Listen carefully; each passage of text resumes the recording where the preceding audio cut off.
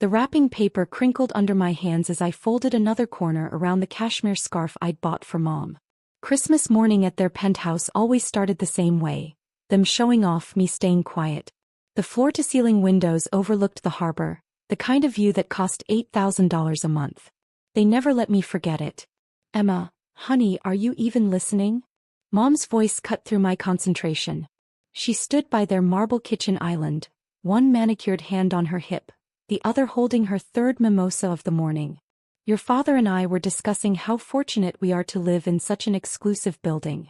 The property management is very selective about tenants. I smiled and continued wrapping. That's nice, Mom. Nice. Dad chuckled from his leather recliner, setting down his newspaper. It's exceptional.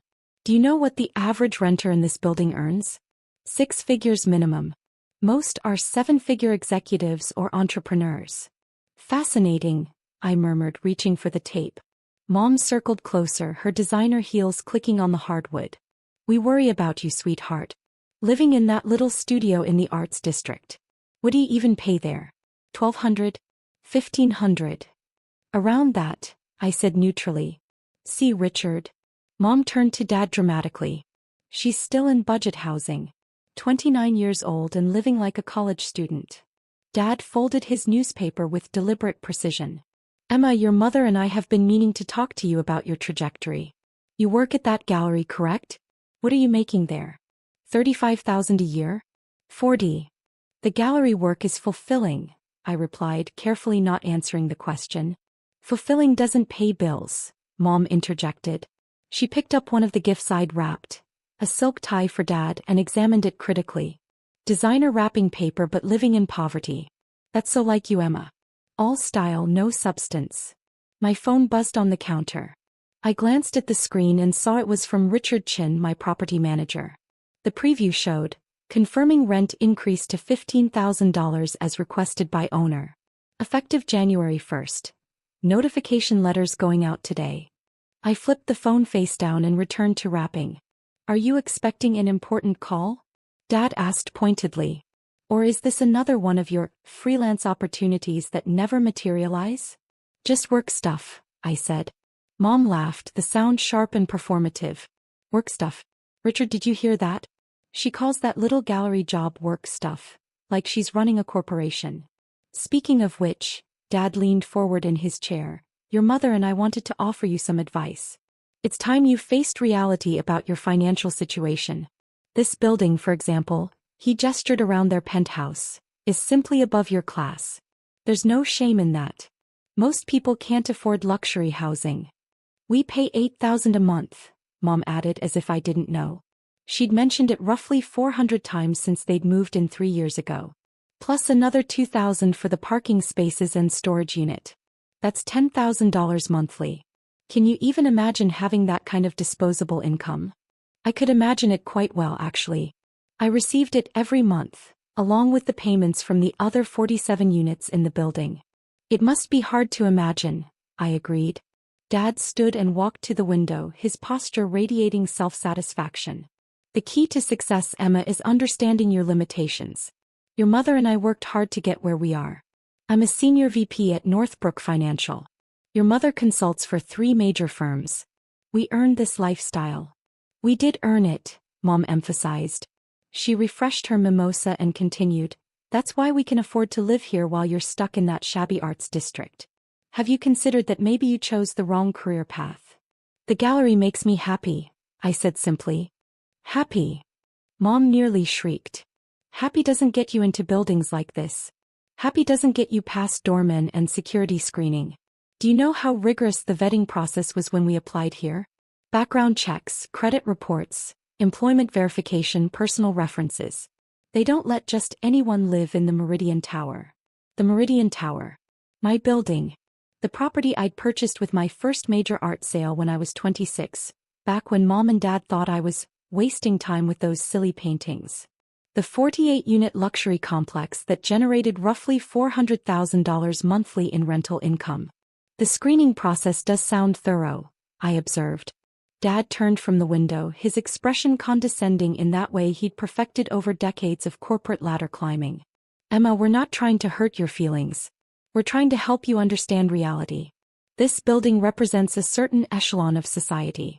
The residents here are doctors, lawyers, executives, successful entrepreneurs. You're a gallery assistant who paints on weekends.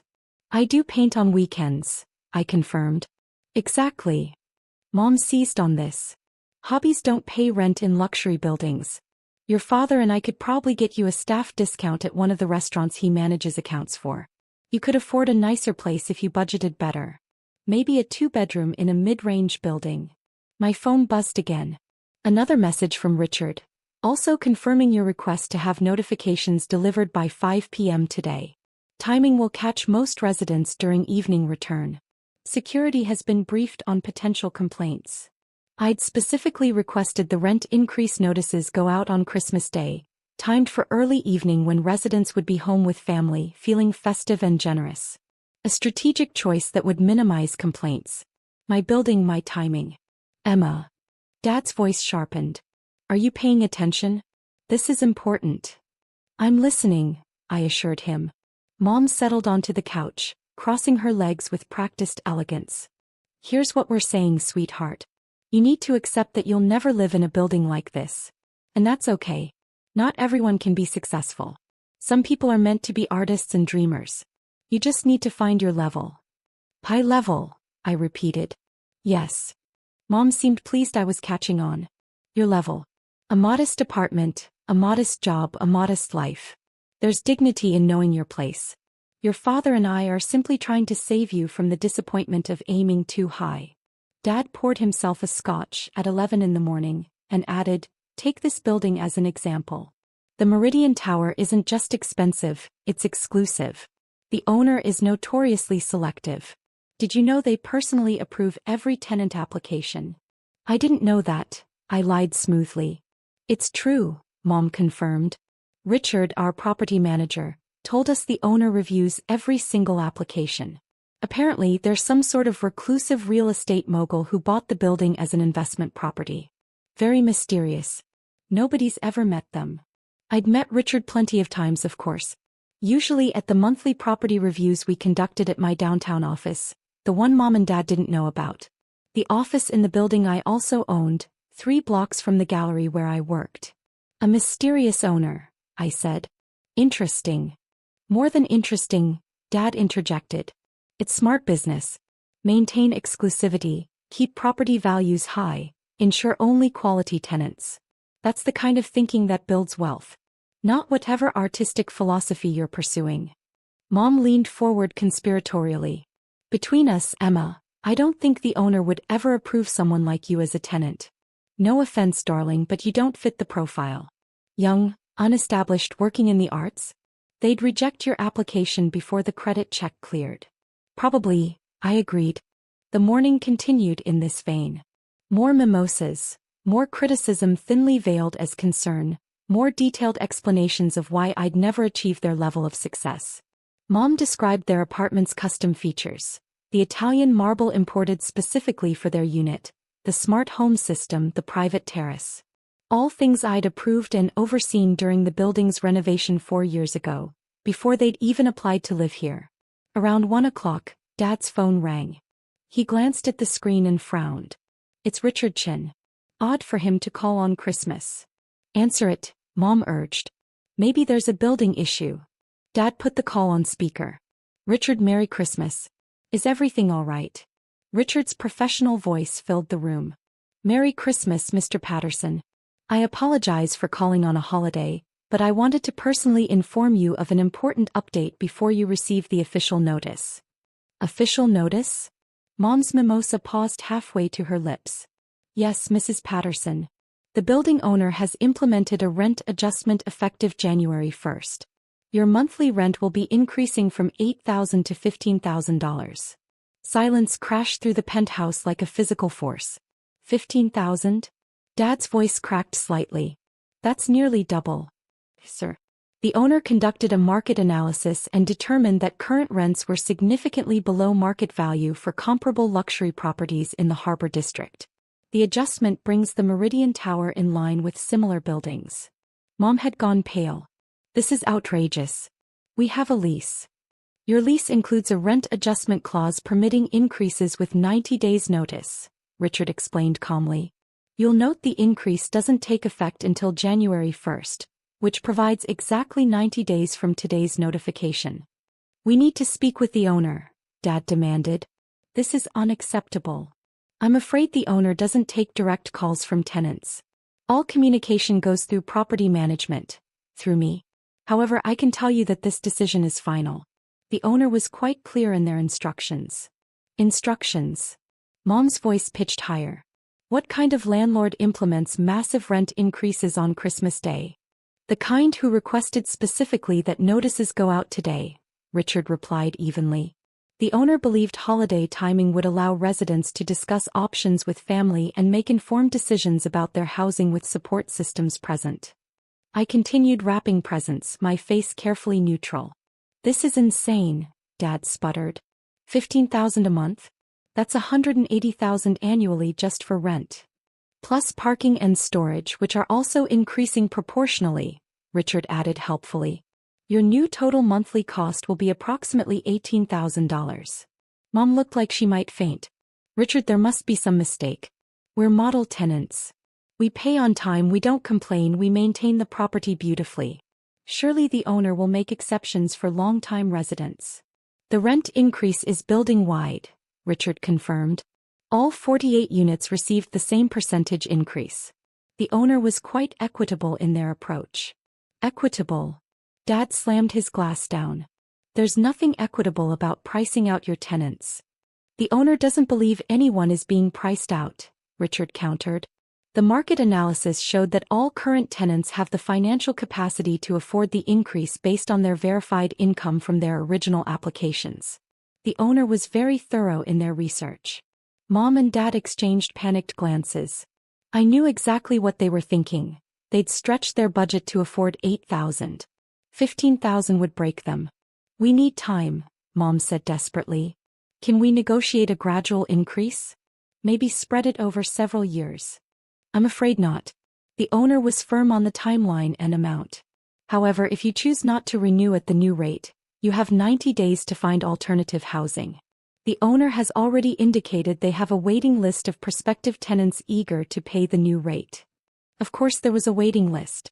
The Meridian Tower was the most prestigious address in the Harbor District. I'd received 43 applications in the past month alone for units that weren't even vacant yet. This is corporate greed, Dad pronounced, falling back on the righteous indignation that usually served him well in board meetings. Heartless capitalism at its worst. I'll pass your feedback to the owner, Richard said diplomatically. Is there anything else I can help you with today? Yes, Mom snapped. Tell your mysterious owner that they're destroying families with this kind of ruthless profiteering. I'll include that in my report. Merry Christmas to you both. The call ended. The silence that followed was deafening. Dad stared at his phone like it had personally betrayed him. $18,000 a month. That's more than my mortgage was when we bought our first house. What are we going to do? Mom's voice had lost all its earlier smugness. We can't afford that. Not with my consulting business slowing down and your company's hiring freeze. Wait, I said innocently. I thought you said you worked hard and earned this lifestyle? That you could afford luxury housing because of your success. Mom's head snapped toward me. This is different. This is price gouging. Is it? I asked mildly. Or is it just the market rate for exclusive housing in a selective building? Don't you dare, Dad warned, his face reddening. Don't you dare use our words against us right now. I'm just trying to understand, I continued, my voice pleasant. Earlier you said I needed to accept my limitations and know my level. You said this building was above my class. But now it seems like maybe it's above yours too. This isn't the same thing. Mom protested. We could afford the original rent. This is an unexpected increase. Life has unexpected costs, I observed, echoing Dad's favorite lecture. Isn't that what you always told me? That successful people adapt and find solutions. Dad pointed a shaking finger at me. This is not the time for your sass, Emma. We're facing a serious financial crisis here. Are you? I set down my wrapping paper. Because a few hours ago you were telling me about your disposable income and your earned success. Has that changed? Mom's eyes narrowed. You're enjoying this. You're actually enjoying watching us panic. I'm not enjoying anything, I said truthfully. I'm just listening to you discuss your financial situation the same way you discussed mine this morning. It's completely different. Dad insisted. We're your parents. We were trying to help you understand reality. And now reality is helping you understand something, I replied calmly. Mom stood abruptly, her earlier elegance replaced by frantic energy. We need to call other buildings, check availability, see what else is on the market. Richard, maybe we can find something comparable for less. Maybe something in the mid-range? I suggested helpfully. A 2-bedroom in a budget-friendly building? I hear there are some nice places in the Arts District. The Arts District? Mom looked horrified. That's where you live. We can't move there. Why not? I asked. You were just telling me I should find my level. Maybe it's time you found yours. Dad's face had progressed from red to purple. Emma Louise Patterson, that is enough. Show some respect. We're in crisis mode here. I can see that, I said. What's your plan? Mom had her phone out, frantically scrolling through rental listings. Everything comparable is even more expensive. The Harborview apartments want $17,000 for a 2-bedroom. The seaside residences are $19,000 for anything with a water view. Supply and demand, I noted. That's basic economics. The kind of economics successful people understand. Stop it. Mom shrieked. Just stop it. This isn't funny. I never said it was funny, I replied. I'm just pointing out that the building you said was above my class is apparently above yours too now. Dad collapsed back into his chair, the fight draining out of him. We'll have to move. There's no other option.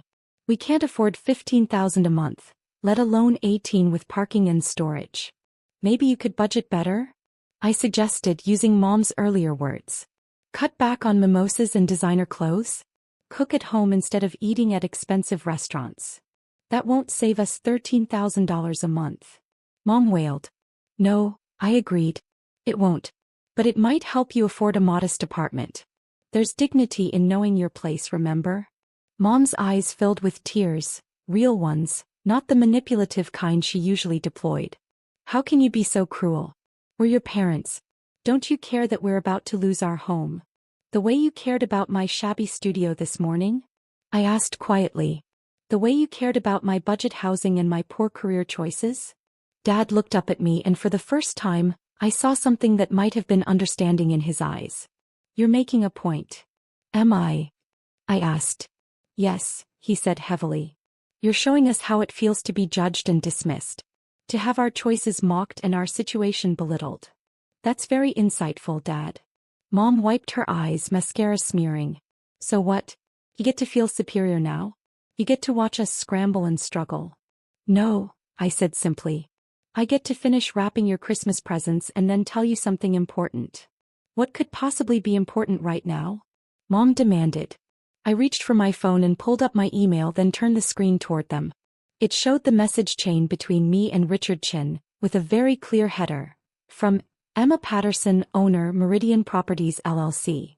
They both stared at the screen. Then at me. Then back at the screen. What is this? Dad's voice came out barely above a whisper. What it looks like, I replied. I'm your landlord. I've been your landlord for 3 years. Mom made a sound like a dying balloon. That's impossible. It's very possible. I bought the Meridian Tower 4 years ago when I was 26. I renovated it, hired Richard as property manager, and began renting units. You applied 2 years after I purchased it. Richard brought me your application. I approved it. But you work at a gallery, Dad protested weakly. I own a gallery, I corrected. I also own 6 other commercial properties downtown, 3 residential buildings in the Harbor District, and a mixed-use development in the Arts District. My portfolio is worth approximately $47 million. The gallery is where I display my art. It's also a profitable business, but mostly it's my passion project. Silence. Complete, absolute silence. Mom finally found words. Your art. You said you sold paintings. I did. My first major sale was for $8 million. I was 25. I used $6 million of it as a down payment on the Meridian Tower. The building was undervalued because the previous owner neglected maintenance. I renovated it, increased its value by 200% and began generating steady income. $8 million? Dad looked dazed. For a painting? For a series, actually. A corporate collection purchased by a tech company for their headquarters. I've had 4 major sales since then, plus numerous smaller ones. My art income averages 3 to 4 million annually. My property income is substantially higher. Mom had sat back down, her legs apparently unable to support her. You're rich. Yes, I confirmed. I'm rich. The kind of rich that makes your 6-figure incomes look modest. I could buy your lifestyle 50 times over and still have money left to invest. But you live in that studio, Mom protested. You dress simply. You work at the gallery. You drive a 10-year-old Honda. I live in that studio because it's where I paint. I dress simply because designer clothes don't improve my art. I work at the gallery because I love art. I drive a Honda because it runs well and I don't care about status symbols. Dad's brain was visibly processing. The rent increase. You implemented it. Today. On Christmas. Yes, I said calmly. I implemented it today because you spent this entire morning telling me I was below your class.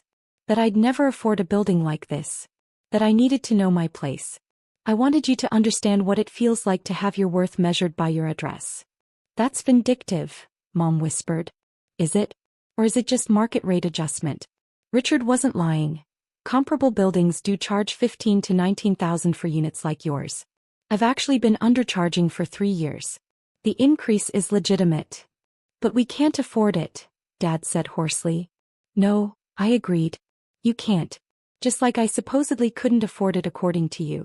The difference is I actually own it. Mom's hands trembled around her phone. So what happens now? You evict us? Force us out onto the street to prove your point. I looked at her for a long moment. What do you think I should do, Mom? I think you should show mercy, she burst out. We're your parents. You can't just throw us out. The same parents who spent this morning mocking my career and my lifestyle? The same parents who told me I'd never amount to anything? Those parents. We were just worried about you, Dad tried. No, I said firmly. You were judging me. There's a difference. You've been judging me for years. Every time I chose art over corporate jobs. Every time I picked passion over prestige. Every family gathering, every phone call, every visit, judgment. So this is revenge? Mom's voice broke. No, I said quietly. This is consequence. You told me that successful people understand their limitations.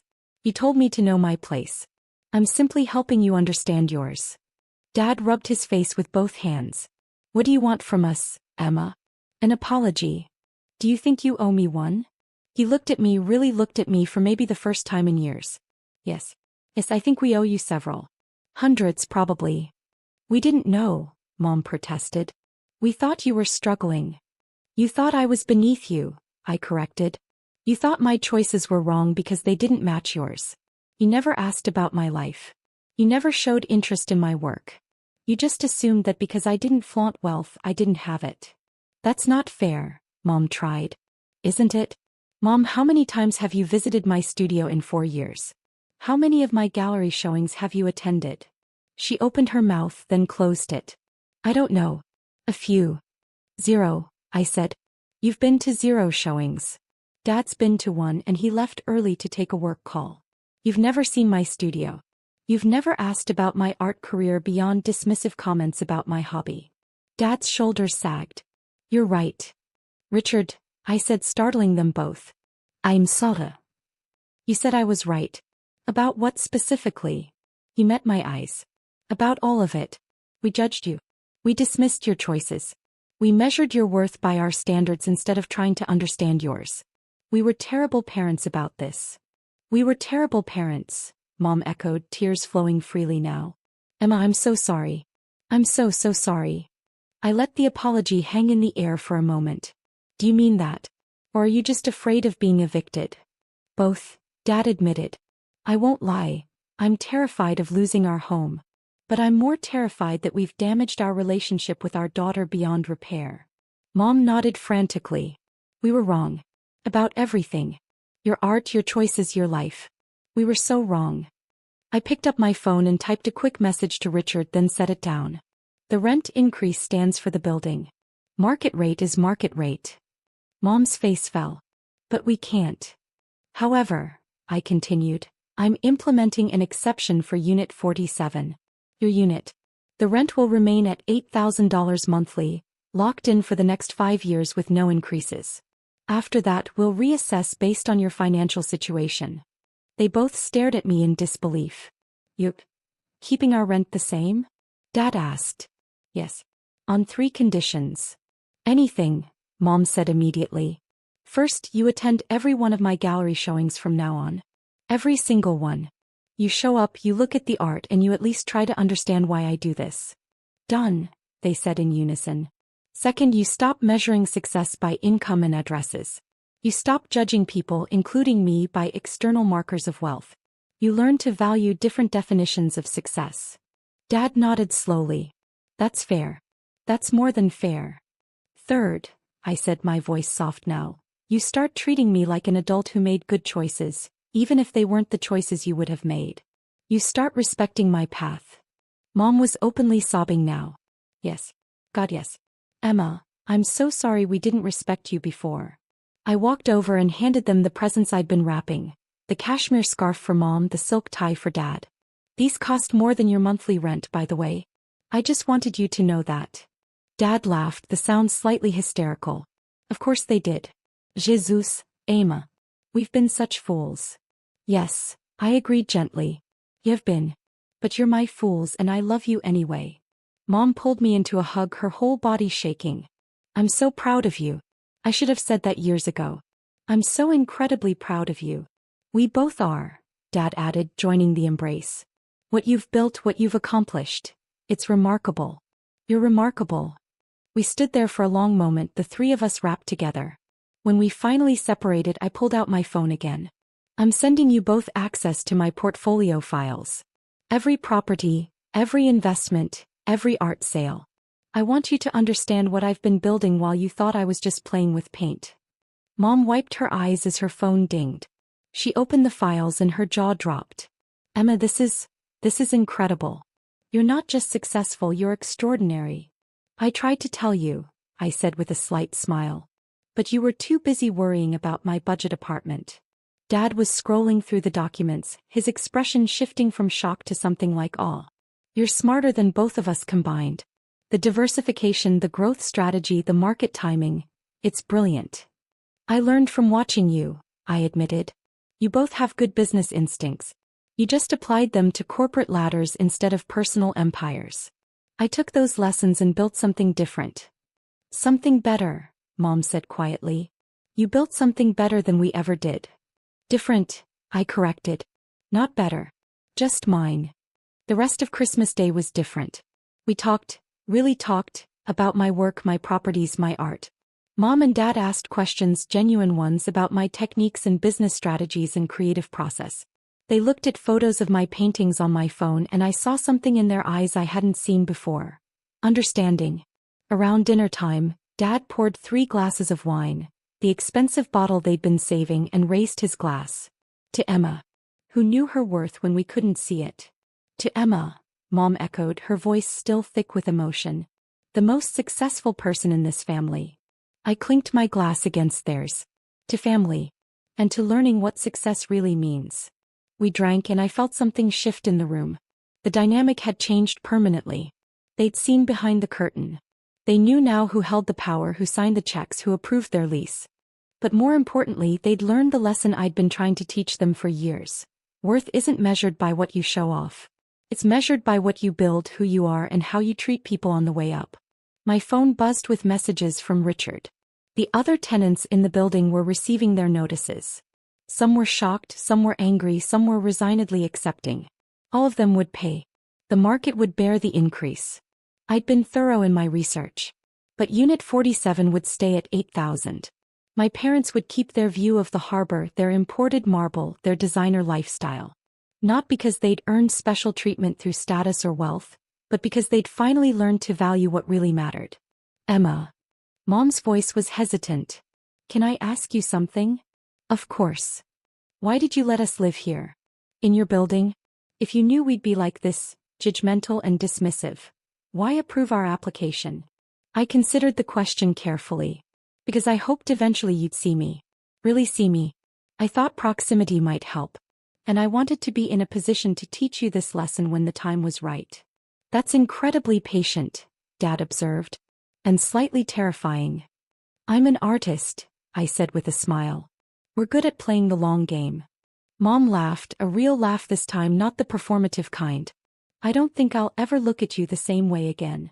Good, I said. That was the point. We finished dinner, opened more presents and talked into the evening. At one point, Mom pulled out her phone and scheduled calendar reminders for every upcoming gallery showing. Dad asked if he could tour my other properties, genuinely interested in my management strategies. As I prepared to leave, heading back to my shabby studio that actually connected to a 3,000 square foot loft where I worked on my art, Mom hugged me tightly. Thank you, she whispered, for not giving up on us. For this lesson. We needed it. I know, I said simply. Dad walked me to the elevator, his arm around my shoulders. You know what the worst part is? Knowing you were listening to us mock you this morning while holding all the cards. You could have humiliated us at any moment. I'm not interested in humiliation, I replied as the elevator doors opened. I'm interested in growth. Yours and mine. You're a better person than we are, he said. I'm a different person, I corrected. But I'm working on being better every day. Maybe you could try that too. He hugged me hard and long.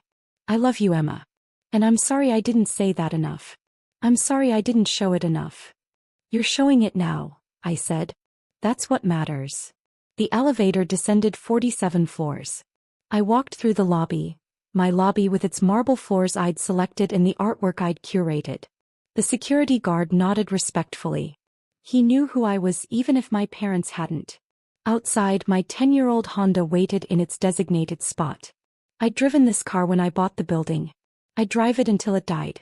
Success didn't mean showing off. It meant knowing who you were and staying true to it regardless of who was watching. My phone lit up with one final message from Richard. All notices delivered. Building-wide increase implemented. Unit 47 exception confirmed. Merry Christmas, boss. I smiled and typed back, Merry Christmas, Richard. See you at the January review meeting. Then I drove home, to my modest studio that nobody knew was connected to a creative empire, to my simple life that funded a complex business empire, to my humble existence that proved worth wasn't about what you showed the world. It was about what you built when nobody was watching. And what I'd built was extraordinary,